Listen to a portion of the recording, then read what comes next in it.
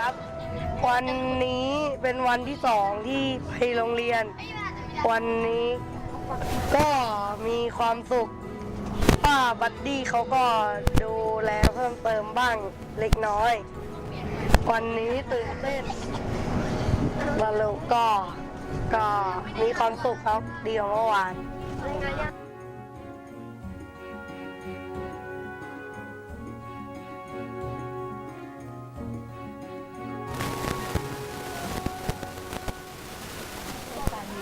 การเรียนของผม วันนี้เรียนเข้าใจบ้างไม่เข้าใจบ้าง ดีกว่าเมื่อวานไหม ดีกว่าเมื่อวานด้วยครับ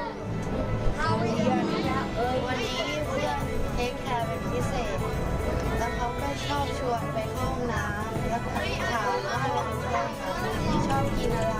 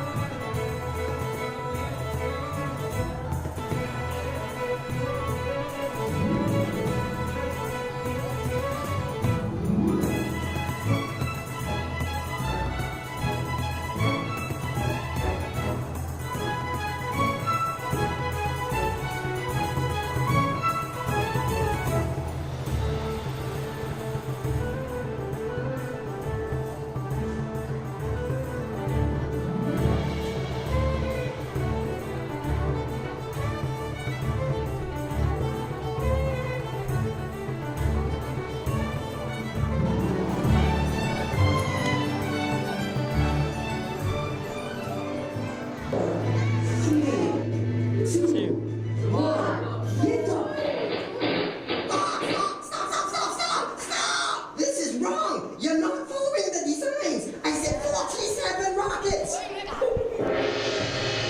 Oh, hi. I'm Wanu. I invented this chair. Yeah, it's a rocket chair. It's meant to take me to space, but now it's not even getting off the ground. Excuse me. What do you mean you need 10 minutes to fix the problems? So, what do you expect these people sitting here to do? What? You want me to entertain them? A story? I'm an inventor, not a storyteller. All right. I'll tell you a true story. A story of bravery and ambition and sheer dogged determination. A story about us. A story about our quest to take to the skies and beyond. Mankind has always been inventive, even during prehistoric times. Many of our inventions, like the spear and the axe, became the keys to our survival. But mankind also had dreams. The ability to fly has always captured our imagination.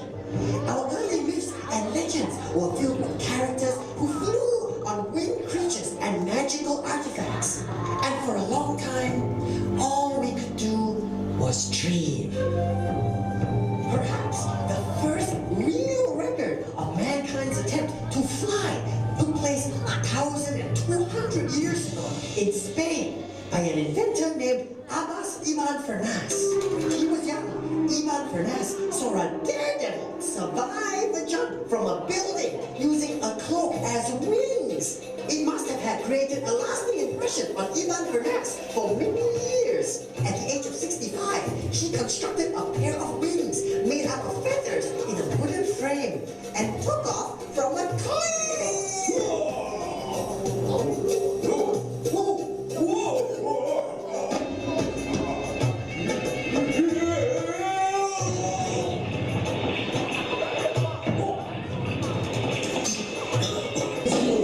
Supports a heavy eagle in the highest and rarest atmosphere. Leonardo designed many flying machines, some with bizarre bat-like wings, others that were remarkably similar to modern hang gliders. He also designed this first prototype of a helicopter. Does this work? I don't know. I haven't built any of these yet. Many of Leonardo's designs would not have worked. They reflected his belief that mankind could fly by simply imitating the flapping motion of wings. But for all his genius, Leonardo never quite understood the underlying principles and forces of flight. It would take about 350 years before someone else finally did. That person is Sir George Cayley, the father of aviation. Cayley was an engineer, so he approached the problem of flight like an engineer would, through systematic study, research, and experimentation.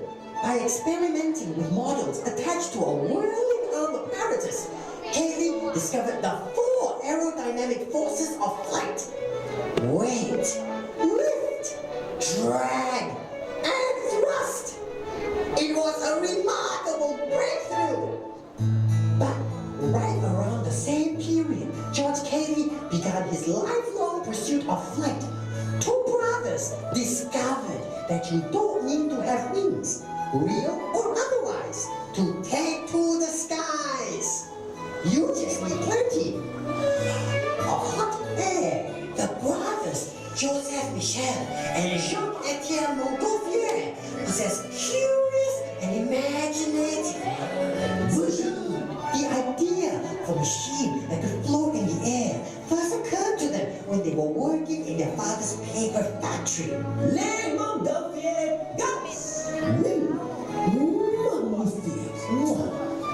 At that time, they didn't know the cause of the paper's buoyancy was due to the heated air. They attributed it to an unknown gas that was released and called it Montgolfier gas. Nonetheless, it didn't stop them from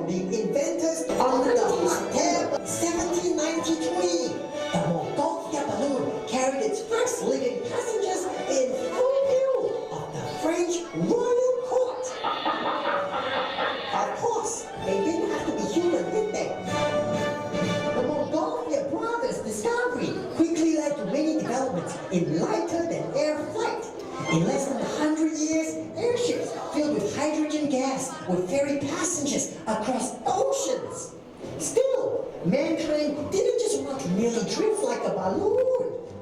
We want to fly like a bird.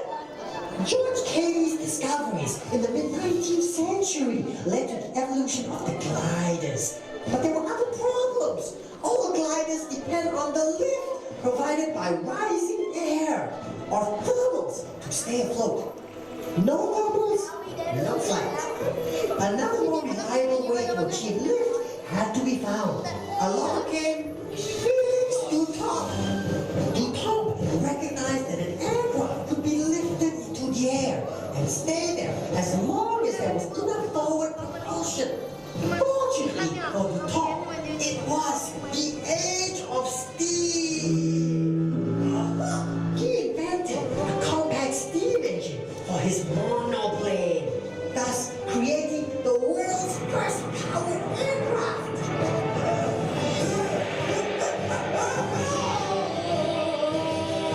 Only true die when we are able to develop reliable and safe ways to control the planes. The Wright brothers threw themselves into their work, even going as far to build the first wind tunnel in the United States to unravel the secrets of flight control. Their persistence paid off. Mankind has unlocked the secret to flying. We're not done yet. Once mankind learned how to fly, the race was on to see who could fly faster, higher, further. Louis Blériot became the first man to fly across the English Channel in an airplane, considering that most planes during that time could not fly for more than 20 minutes without malfunctioning. His feat, which took 37 minutes, was no less than incredible daring do. Louis Blériot was the first, definitely not the last. The sky was the new frontier for those looking to leave their mark in history. But the race to become the next record breaker quickly gave way to a race to dominate the skies. World War I gave birth to the fighter plane, but it was the Second World War that nations recognized how crucial air supremacy was. There was remarkable developments in aviation during the war, even if most of those advancements were for destructive purposes. Out of his tumultuous times,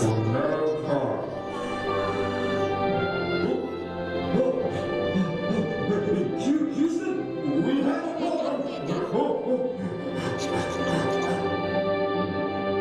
the exploration of space had only just begun.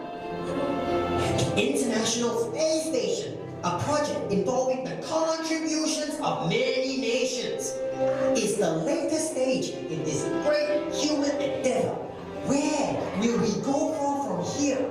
Will going to Mars in the near future be as common as catching a flight to a place on the other side of the globe?